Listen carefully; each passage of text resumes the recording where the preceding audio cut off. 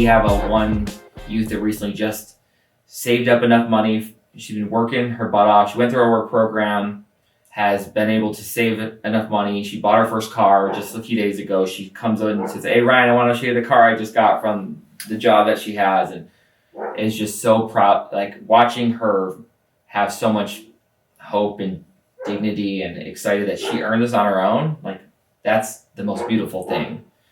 So for us, those are big moments. I think starting a small business is really hard. Yeah, I would say coffee shop is really hard and expensive. It's a little chaotic and a lot of work. And I would say fostering in our home, being able to see like our daughter get married, and there were lots of like none of it is easy, but then there are some glimpses of okay, we did it, we did the best we could, and there is hope in a future. And so I think we've had some small wins that kind of make the work and the chaos and the craziness of having a big family very much worth it. Mm-hmm. Yeah, that's great. What's your what's your goal for the next 5 years? What do you my hope to do? My hope is to see that at Hanai that the next general manager is one of our foster youth who've aged out. So they take over that place, or we help them open up their own Hanai. To watch 150 kids go through our work program and to see them like not just graduate, but be entrepreneurial, be able to do the like take their skills to the next level, to see our kids grow up. We'd probably be in multiple states at that point. And yeah, those are kind of some of the big plans. Want to have embedded like counselors within the workplace would be a big goal of ours. Having kind of these support services for kids. And then I think another big factor is that we're piloting Hanai, that then we can be able to show other businesses that they can employ people that may have been overlooked in society. Mm-hmm. So that for us, it's like they should not be overlooked. They're some of the best employees that you can ever employ. They're excited, tenacious, they're hungry, and they do an amazing job. And we would love to be able to help show other small businesses, even large corporations, that you need to engage with foster youth. You need to engage with those who are coming out of prison. Like, engage these workforce, and you're going to end up being blessed in return. Yeah. Is your daughter there still? Yeah. I didn't know. You want to talk to her? Yeah, sure. Just for a little. Hi. Hi. So, nice to meet you. I'm Brian with People Magazine. Hi. So, you wanted to talk to me about, your background and, what, and whatever you feel comfortable sharing with me about, like, what you're married, you have a son, whatever. Yeah. No, it's okay. I share my story so many times since I've been with the centers.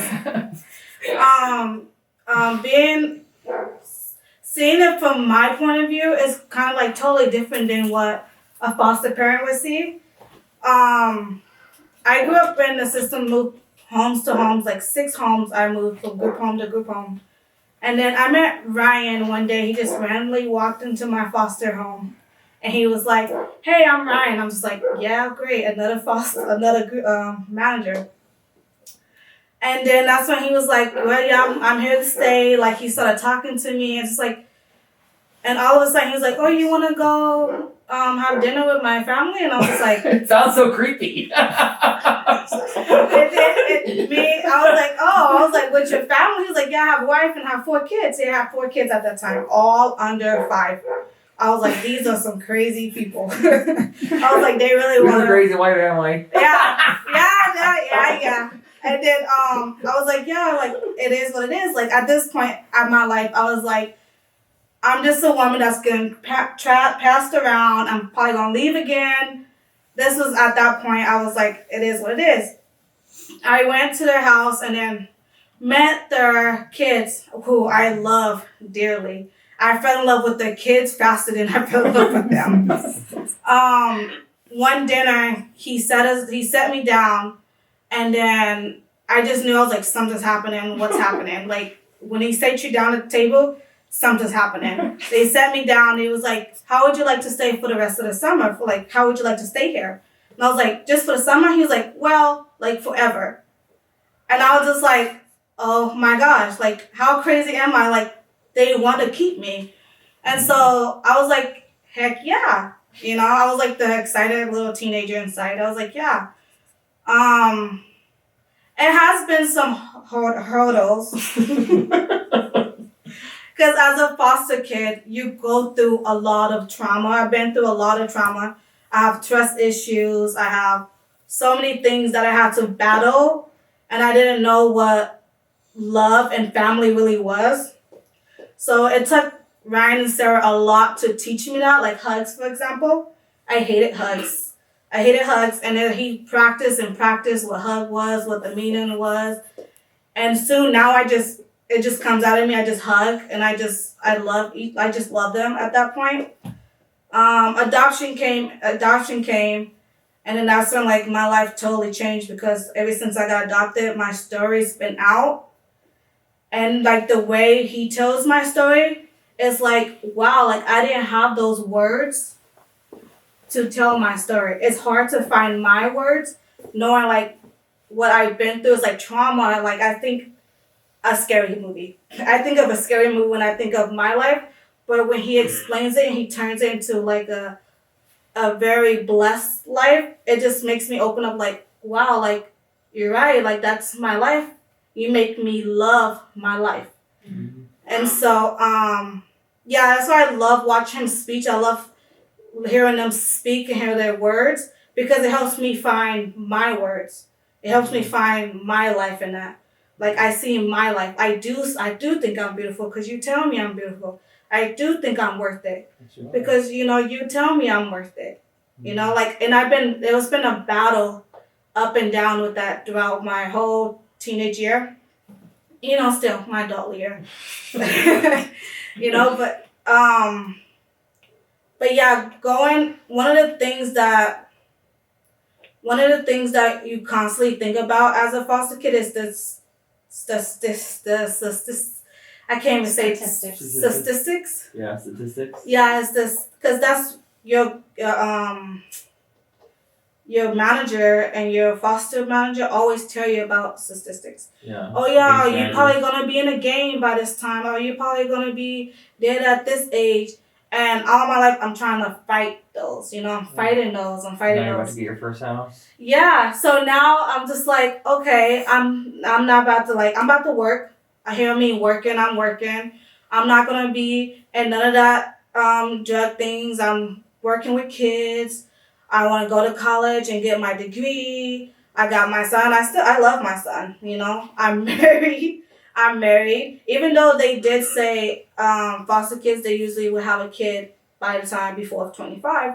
I have my son 24, but but those are the things that like haunt me in the back of my head, that they tell the foster kids, like, this is what you're gonna do by the age. We just know it, and it kind of like it traumatizes a kid, you know, because it's like, okay, I'm just a number at that point. But raising up in this family, it teaches you like no matter what phase you are at, you are still loved and you will still be helped. Like no matter what age you're at, you will still need help, even with kids that's not in foster care. You know, like I say, like, okay, they even need help in life. I'm not the only traumatized one that's growing up, you know. So good. Yeah. I think, yeah, that's just my life. Yeah, I think I got lost in your question. Wait, what? Well, first of all, I should ask, how do you spell your name? Pima, Pima. Okay. And how old were you when you were adopted by Brian? I was 16 when I got adopted. Yeah. I was 16 when You I moved in when met you them were at 14. We asked her to be adopted many times. She said no. I was like, nope, because at some point, yeah, I had trust issues. When they asked me to adopt me, I was like, no, you don't know me. Like, you don't want to adopt me. You don't want this kid in your life. You have young ones. You have so much going on, and I have so much going on. Like, love was the back of my head. Yeah. Family was the back of my head. It was not what I was thinking of. I was like, look, I'm just here to just survive. But yeah, I met them at 14. They taught me what love is, what family is. And I was like, on Christmas, on that Christmas, I remember I was like, I want them to adopt me. Like before Christmas, I was like, I want them to adopt me. And my youth, one of the girls that was, what is it called? Youth leader, yeah. I was telling my youth leader about how like I felt. He was like, oh my God, I think you should let them know. And I was like, I want to let them know on Christmas, you know, like I was like, I'm 16. Will they really say yes to this? Because at this point, I'm already a grown adult. I was like, I'm 16. I wonder if they're going to say yes. She was like, yep, they're going to say yes. Just tell them on Christmas. It's going to be a great surprise. I made a cup for them. I said, would you adopt me? And on Christmas, like I showed it them.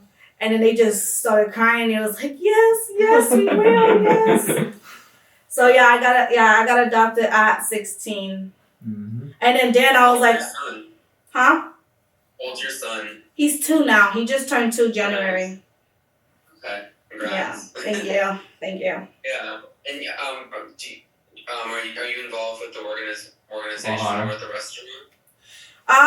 When I just got out Ohana, kinda. I'm always in Ohana. She's a I preschool teacher now. Yeah, I'm a preschool teacher now. But your husband works So, yeah. So I worked there for so many years of going to a group home. I worked from the DDD side to the DCS side, working with kids. And they always tell me, how can I work there when I've been through the same situation? That was always their question, like, why are you working there? Like, don't this traumatize you? Yeah, I tell them, yes, it does. It brings back memories, but that's why I'm here. So I now know, like, what to go through, what phases to go through. You know, like, I'm here to help you just how I'm being helped. Mm-hmm.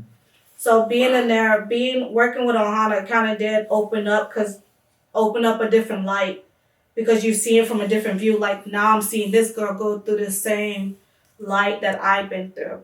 I want a different life for this girl. I'm gonna work hard for these members. I'm gonna make sure they don't go down a different path, you know? It just makes you strive for it. So I worked in Ohana, but now I'm working as a teacher because Now I gotta get out. I want to strive for my goals, which is to be a teacher. My goal is to be a teacher and to teach young ones more than adults. I want to teach young ones. Nice. Thank you. Yeah, of course. You want to talk to another sibling? We got like 10 of them. So you have what are the ages of all your kids? I can say You want that it. in Ryan class? can't say it. It's 2, 4, 7, 10, 11, 12, 13, 14, 21, and 25. I know. I can't believe I Are you knew guys that. open to are you ever open to adopting No. Maybe I got that question recently, and we weren't open to adopting more after the 4. So I think we just kind of always go where God's leading us, and I would say no because we're gonna have grandkids, and I'm seeing now like I have a grandson. I'm 40 next month with a 2-year-old. I'm done. We decided we think we're gonna move to a ranch and be there part-time and then do the work part-time so that we can just be in a peaceful setting and chill out from all this. But that's down the road. Yeah. Well, thank you so much. I really appreciated the opportunity to talk with you both. Thank you for having us. Yeah, I mean, if I have any other questions, I can reach out to Laura. Okay, that'd be great. And we have like we can, if you need pictures or something like that, we're happy to provide all that. Yeah, I'll connect with her about it. Sweet. Yeah, thank you. Thank you. Thanks so much. Nice meeting you. Nice to meet you. Bye.